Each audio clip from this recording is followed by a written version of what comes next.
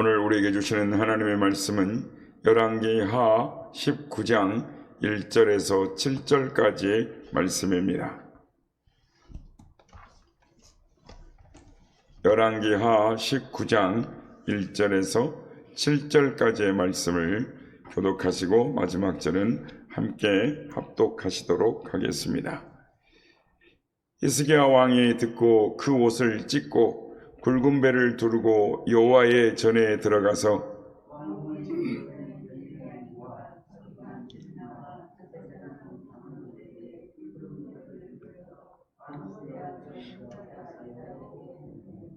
그들이 이사야에게 이르되 히스기야의 말씀이 오늘은 환난과 징벌과 모욕의 날이라 아이를 낳을 때가 되었으나 해산할 힘이 없도다.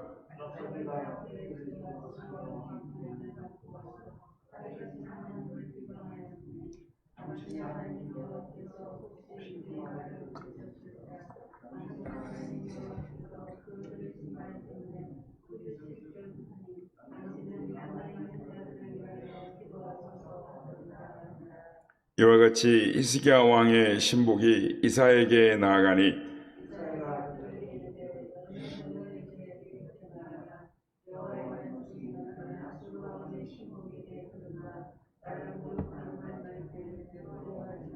다 같이요.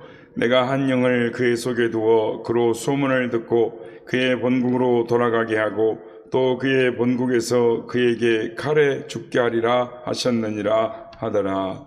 아멘. 할렐루야. 오늘도 우리 예배가운데 함께 하신 주님을 찬양합니다. 그리고 새벽을 깨워 기도 향해 나오신 모든 성도님들께 하나님의 은혜와 평강이 함께 하시기를 기원드립니다. 사람은 항상 선택을 하며 살아갑니다.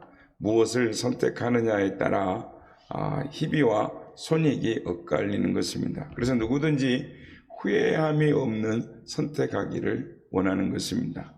저는 우리 모든 성도들이 언제나 바르고 올바른 선택하기를 소망합니다. 여러분의 선택이 하나님이 예비하신 은혜와 복을 누리는 그러한 선택으로 믿음의 선택을 하시는 여러분 되시길 주의 이름으로 축복합니다. 이스라엘은 지정학적으로 선택을 요구받는 곳이었습니다. 히스기야 시대에도 이스라엘 주위에는 강대국 아스루와 바벨론과 이집트가 대립을 하고 있었습니다. 우리가 계속 살펴보는 대로 히스기야의 아버지 아하스는 이 초강대국들 사이에서 이 최강대국인 아수르를 선택하고 조공을 바침으로 말미암아 이 다른 나라들을 견제하는 것을 선택했고 나라의 평안을 도모합니다. 이 아하스의 선택은 인간적으로 보면 지혜롭고 또한 현실적인 선택이었습니다. 그런데 이스라엘의 왕이 된 히스기야는 아주 무모한 선택을 하는 것입니다. 아버지 아하스가 선택한 평안을 포기하고 초강대국 아수르를 대적하는 일을 선택했던 것입니다. 여러분, 히스기야는 아수르를 어떻게 이렇게 대적하는 쪽으로 선택을 할 수가 있었을까요? 물론 그가 하나님을 경외하기 때문에 이 아수르를 배척하는 것, 우상 숭배를 거절하는 것이다 라고 이렇게 생각하면은 당연한 일이지 않을까라고 생각을 하지만 그것도 때가 있는 것이 아닐까라는 생각을 해보는 것입니다. 그러니까 성경에 있는 이야기이니까 그래, 그랬겠지, 그럴 수도 있지, 당연히 아멘 하고 이렇게 받아들일 수 있지만, 그러나 우리가 그의 입장이 되었을 때, 우리가 성경 속에 그 속으로 들어갔을 때 나는 그런 선택을 할 수 있을까? 아니, 그 주인공이 아니고 그 주위에 있는 사람이라면 나는 뭐라고 말을 했을까? 나는 어떻게 행동을 하고 말을 하고 선택을 했을까를 생각해 보면 우리는 오늘 본문을 통해서 히스기야의 선택을 보고 우리 자신의 믿음을 점검할 수 있다라고 생각합니다. 지금 히스기야가 아수르를 대적할 때는 세계 최대 강국이었습니다. 초강대국이죠. 그러나 이스라엘은 약소 국가입니다. 북이스라엘도 망한 상태였고 아수르를 배척하는 것은 마치 섭을 들고 불 속으로 들어가는 것과 같은 선택이었습니다. 지금은 아수르의 비위를 맞추고 건드리지 말고 잘 삼겨할 때였습니다. 그런데 히스기야가 아수르를 배척을 합니다. 그 결과 아수르가 유다를 침공해 들어오는 것입니다. 무려 18만 5천이라는 대군을 데리고 이스라엘의 굳건성을 무너뜨리고 그리고 예루살렘성을 둘러쌌는데 그동안 막힘없이 파죽지세로 밀고 내려온 것입니다. 그리고 예루살렘을 겹겹이 둘러쌌습니다. 그리고 시간이 흘러갈수록 예루살렘의 양식이 떨어지고 마실 물이 없어져 갑니다. 이곳저곳에서 배고프다고 칭얼대는 어린아이들의 소리가 들려옵니다. 성 안에서 백성들이 이러다가 죽는 것은 아닌가, 차라리 항복하는 게 더 낫지 않을까, 전쟁에 대한 술렁임이 있습니다. 그때 아수르의 군대 장관인 랍사게가 우리 18장의 뒤쪽 하반부 이야기인데요. 오늘 모든 어려움은 히스기야 때문이다 라는 것입니다. 그동안 히스기야가 이루어놓은 모든 업적과 여호와를 의지하는 선택, 또한 예배의 개혁, 정책에 대해서 비웃고 히스기야와 백성들을 이간질을 시킵니다. 그리고 백성들이 겪고 있는 문제에 대해서 대안을 제시하는 것입니다. 랍사게가 이스라엘 백성들을 향해서 이렇게 말합니다. 히스기야가 너희 보고 하나님을 의뢰하라고 하나님이 도와주신다라고 말을 하지만 지금 너희가 겪고 있는 형편을 보아라. 너에게 최소한 아수르를 상대할 말이 있느냐? 먹을 게 없어서 다 잡아먹고 없는 상황인데 상대할 말이 있느냐? 기병이 있느냐? 너희에게 말을 탈 수 있는 군인 2,000명이 있다면 내가 말을 내어주마.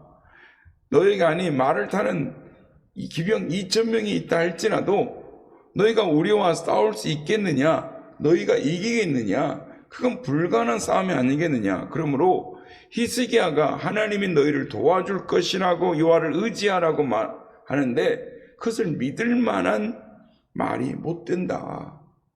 랍사게가 이스라엘 백성들을 설득을 합니다. 외치는 겁니다. 근데 그의 말은 맞는 말이었습니다. 이스라엘은 말은 고사하고 말을 탈 만한 군대도 없었습니다. 18만 5천대 기병이 2만 명이라고 할지라도 아수르가 싸워서 이길 수가 없습니다. 현실적으로 불가능합니다. 이 전쟁은 싸워보나 마난 전쟁이었습니다. 진전쟁이었습니다. 시간 문제지 이스라엘 백성은 전멸이 눈앞에 보였습니다.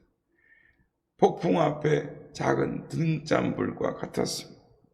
뿐만 아니라 랍사게는 이스라엘 백성들의 믿음의 근간을 뒤흔드는 말을 했습니다.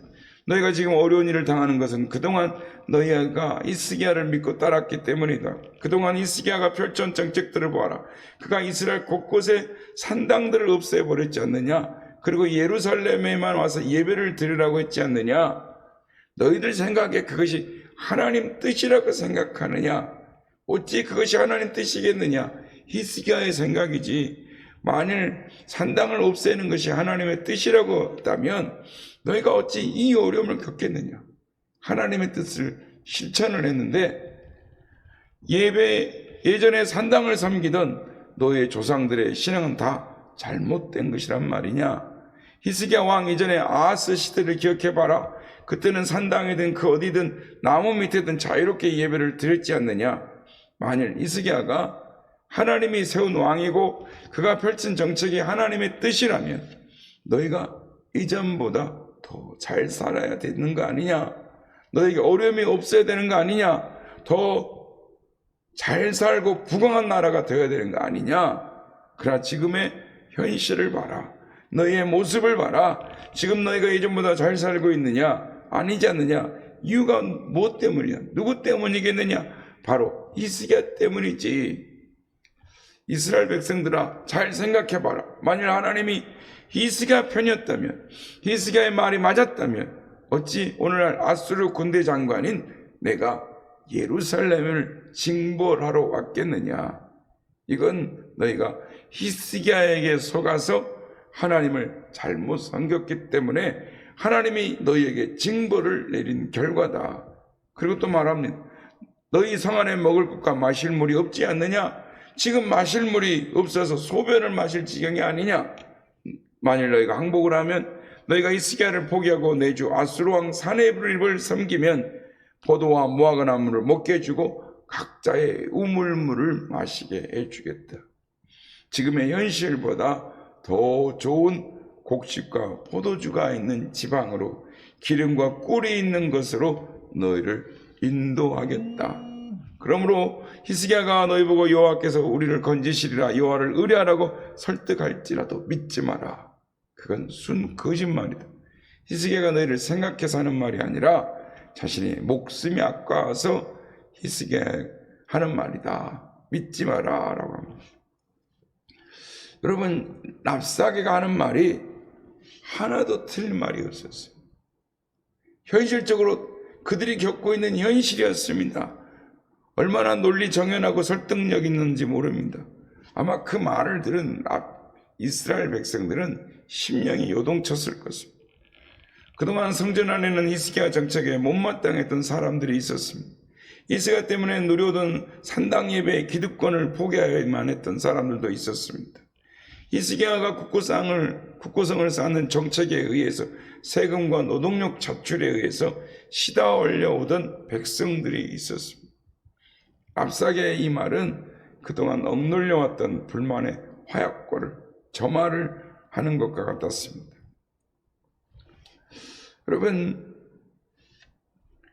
여러분 같으면 어떤 선택을 하실 것 같습니까? 랍사게의 말은 회유나 설득이 아니라 최후의 이 통첩이었어요. 내일 모레면, 아니 일주일 안에 예루살렘 성이 무너질 거다. 너희가 다 죽게 될 거다라고 말할 때 아마 이스라엘 백성 그 말을 때 가슴이 철렁하고 아마 심장이 얼어붙을 것 같았을 것입니다. 이스라엘 백성들은 선택을 해야 했습니다. 랍사게의 말을 들을 것이냐, 히스기야의 말을 들을 것이냐.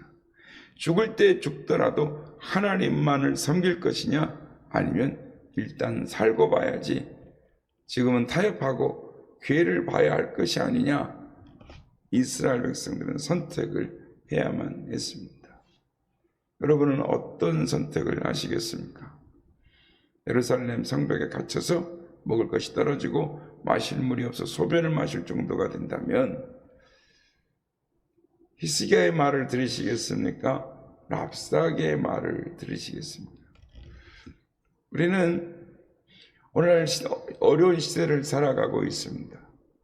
많은 것들이 설득적이고 또한 두려움을 주고 움츠려 살게 합니다. 그러나 우리는 어떤 선택을 해야 할 것인가? 성도 여러분, 하나님은 우리의 모든 말을 듣고 계십니다. 하나님은 우리 상황을 다 보고 계시는 것입니다. 우리는 예수를 믿고 난 이후에 삶의 위기가 올 수 있고 세계 경제, 생활 경제의 큰 문제에 부딪힐 수 있습니다.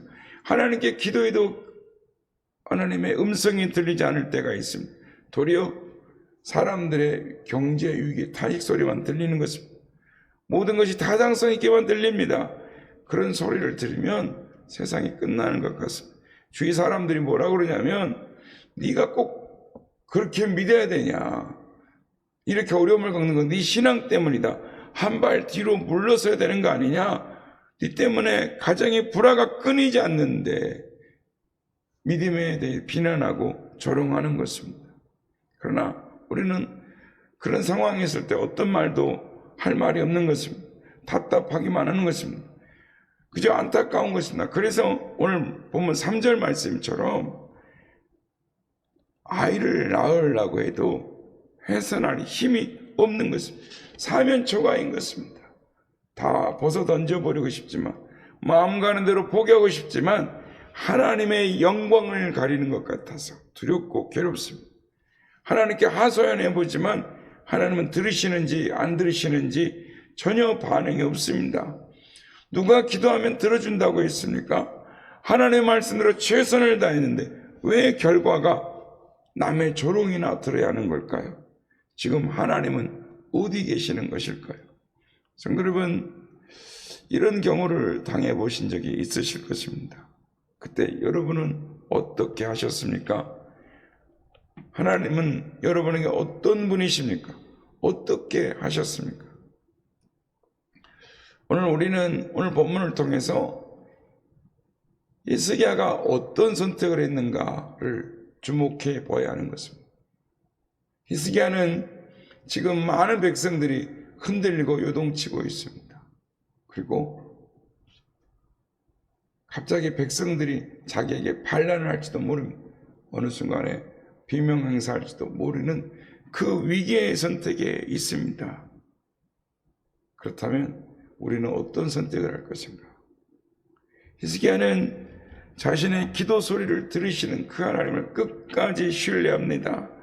세상 사람들의 조롱 소리를 들어도 지금 세상 나를 지금 아플지라도 슬플지라도 그 말씀을 들을 수밖에 없는 상황에 놓일지라도 믿음 때문에 말씀에 순종하는 것 때문에 내가 드려야 하는 비난과 조롱의 말을 그 하나님이 나와 함께 하셔서 듣고 계신다라고 하나님을 믿고 의지하고 믿음의 선택을 했던 것입니다. 성도 여러분, 하나님은 하나님을 믿는 자녀들의 신음소리를 들으시는 분이십니다. 우리와 함께 하시고 나를 아프게 하는 모든 말을 다 들으시는 것입니다. 세상 사람들이 모든 어떤 소리를 해도 우리는 그 하나님 앞에 엎드릴 수 있도록 하나님이 우리를 인도해 주시는 것입니다. 세상 사람들에게 변명하는 것이 아니라 하나님만 사모하도록 하나님 앞에 엎드리도록 우리를 인도해 주시는 것입니다.